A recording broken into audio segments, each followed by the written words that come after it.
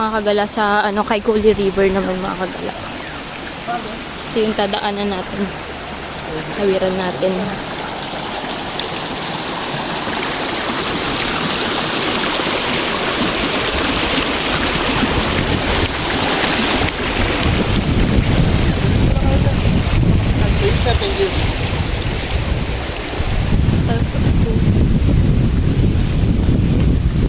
Sa kay Kuli River mga kagala. Oh. Ito din yung contact number nila mga kagala kung gusto niyo magpa-reserve.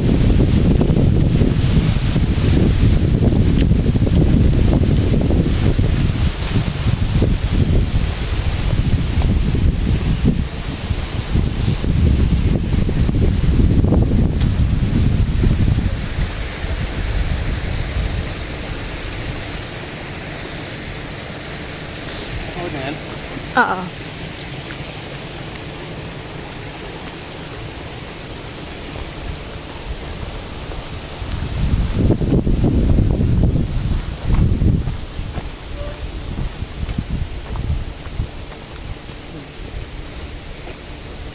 Sobrang init mga kagala, dry na yung mga dahon.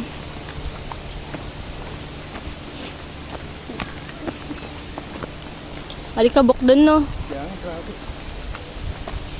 Masarap ito. Mamad.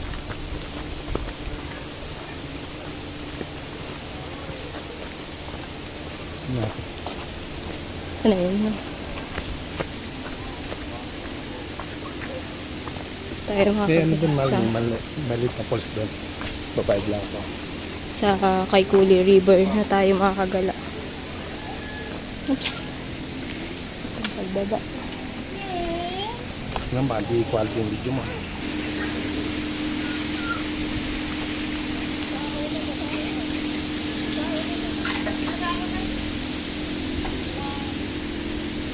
Iduyan pa dito mga kagala.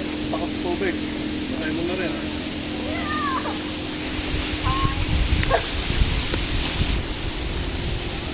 Nababaw lang siya.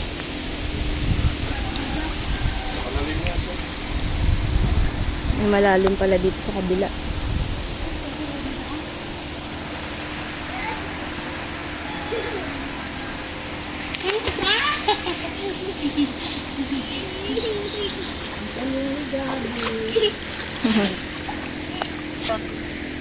Basta may nakakalog yun. Hindi siya iiyak maghapon.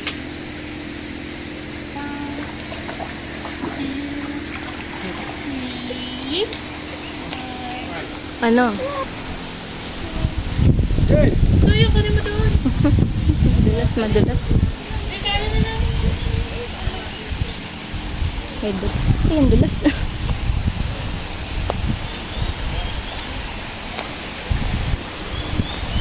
Yung pulse na sabi ni Kim. Wala naman ako makita ang pulse dito.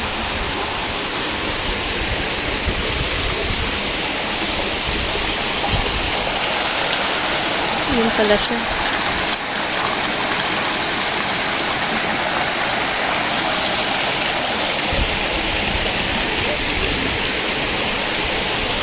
Nakakatakot dito mga kabila pag nahulog.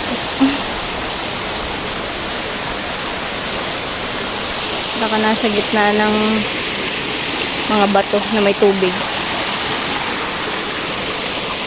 So yung location niya medyo mainit. Tirik na tirik yung araw.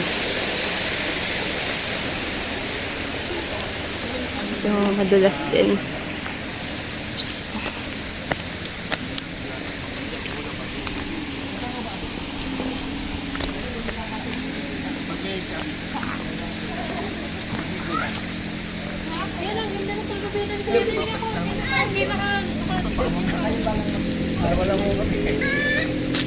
Alam na ganda pa.